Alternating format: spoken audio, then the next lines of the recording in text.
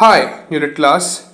This is Jeff Cruz, and I'll be doing a video on Claude McKay and a complete reading of his selected poems, namely America, If We Must Die, and Tormented. Claude McKay was born Festus Claudius McKay. His work ranged from vernacular verse celebrating peasant life in America to poems challenging white authority in America and straightforward tales of black life in both Jamaica and America. Claude McKay was born on September 15th in Sunnyvale, Jamaica in 1889. He was the son of peasant farmers and was the youngest of 11 children. He was infused with racial pride and a great sense of African heritage. His early literary interests were in English poetry.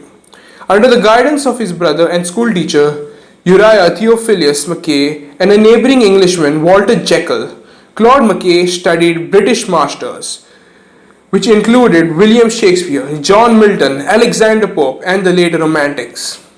He also studied European philosophers such as the pessimist Arthur Schopenhauer.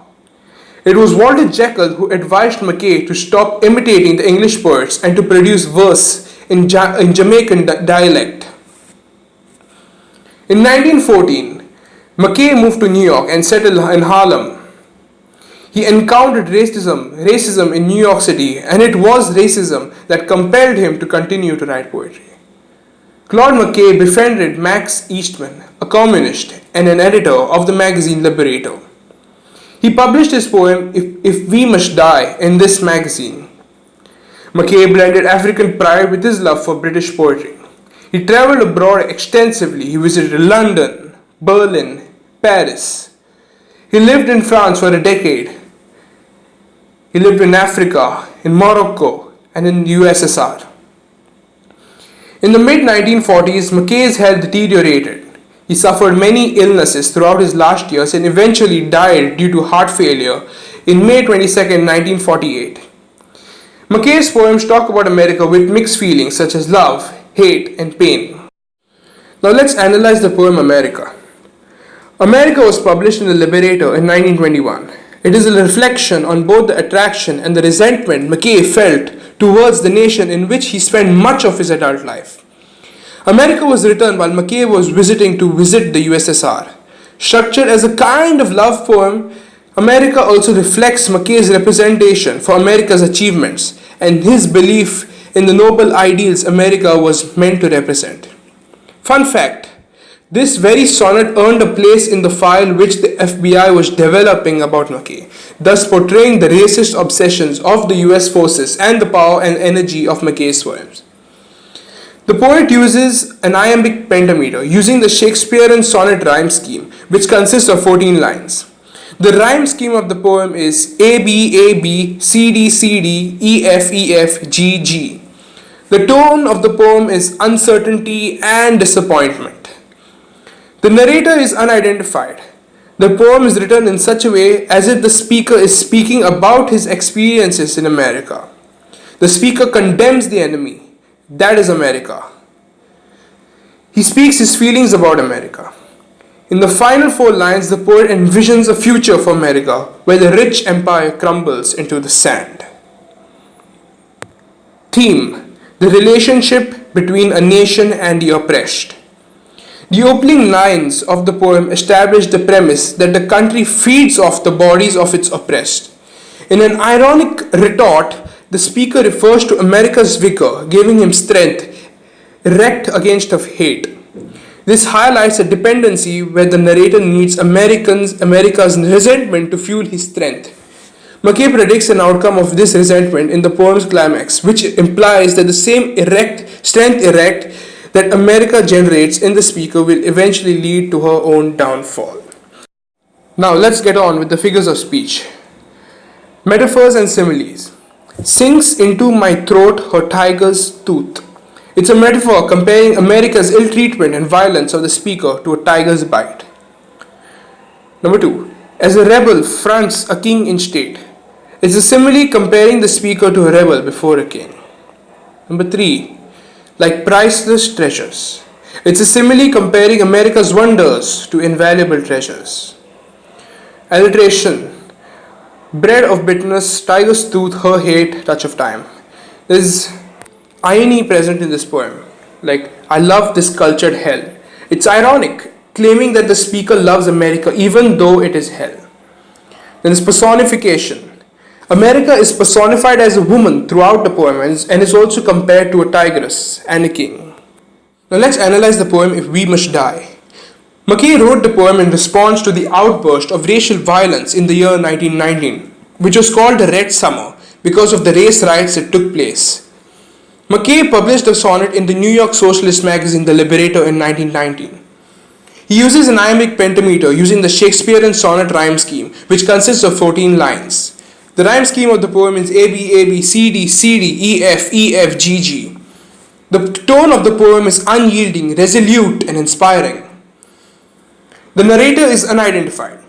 The poem is written in such a way that the speaker is addressing his allies. The speaker condemns the enemy. He calls for an uprising, a revolt, a revolution. The poem remains true to the Shakespearean sonnet form, where the resolution comes in the final couplet. He claims that the allies, although pressed to the wall, they will continue to fight or die trying. Now let's get on with themes. The main theme of the poem is death, which is present in the poem and its title.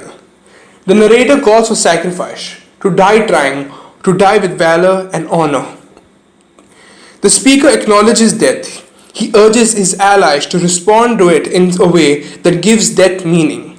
Death at the hands of the enemy will allow the dead to live on in glory after they are gone, while the speaker desires to face death head on and urges his allies to do the same. Number 2. The need for resistance. The poem inspires violent resistance. The word defy on the 7th line encourages complete retaliation, even if it means death. The speaker clearly sees violence as justified when responding to murder and oppression. The third, the importance of the collective. Through the tone and style of the poem, it is imagined that a person is addressing a crowd. Writers use sonnets to address a single lover. McKay considers his audience in terms of mass public, attempting to group his kinsmen together, even if the whole world stands against them. Now let's get on with the figures of speech. The simile, like hogs, invokes animals trapped and led to the slaughter, and the comparison to pigs invokes the nature of pigs as dirty, fat, which suggests a degraded state. In urging his allies to fight, the speaker encourages them to fight, as unlike hogs, they will be remembered. Then hunted and penned. It's a simile comparing the speaker and his allies to pigs if they yield to their enemy. The open grave, it's a metaphor for death. There is alliteration like hogs hunted and must meet. There is repetition of the phrase if we must die. There are allusions. Precious blood, not shed in vain. It alludes to Christ's death on the cross, depicting the speaker and his allies as Christ-like martyrs. So now our last poem, Tormented. Tormented was published in Harlem Shadows, which was a book written by McKay and published in the year 1922. The rhyme scheme is different than the previous poems, America and If We Must Die. The rhyme scheme is A, B, C, B, D, E, F, E, G, H, I, H. The meter used is iambic pentameter. It is written using the ballad format, and the number of lines in the poem are 12. Same as the first two poems, America and If We Must Die, the narrator is unidentified. He speaks of not reasoning, but standing up, fighting. He speaks about enduring the torture and the pain. He speaks of an authority which torments him. The night is when he roams. The poet compares the person to a tiger who mauls his prey. The theme of the poem is torture endured by the blacks. It was beating of the people that took place in the night, lynching, torturing. The figures of speech present in the poem are simile, though you pursue and worry me about, as well as put forth my swarthy arm to stop. The second is alliteration, wild wind. To conclude this video, McKay's poems talk about America with mixed views such as love, hate, and pain. He is regarded as the first African American poet of the Harlem Renaissance. He paved the way for African American poets to discuss the conditions and racism that they faced in their poems. McKay's viewpoints and poetic achievements set the tone for the Harlem Renaissance and thus gained a great respect of young poets such as Countee Cullen and Langston Hughes. To end this video, I will be playing an audio clip of Claude McKay reciting the poem If We Must Die. Please note, after the recitation, there are a couple of questions that you have to answer. Thank you. This is Dept signing out. If we must die, let it not be like hogs hunted and penned in an inglorious spot, while round us bark the mad and hungry dogs making their mock at our accursed lot. If we must die, oh let us nobly die, so that our precious blood may not be shed in vain. Then even the monsters we defy shall be constrained to honor us though dead. O kinsmen, we must meet the common foe. Though far outnumbered, let us show brave, and for their 1,000 blows deal one death blow. What though before us lies the open grave? Like men we'll face the murderous, cowardly pack, pressed to the wall, dying, but fighting back.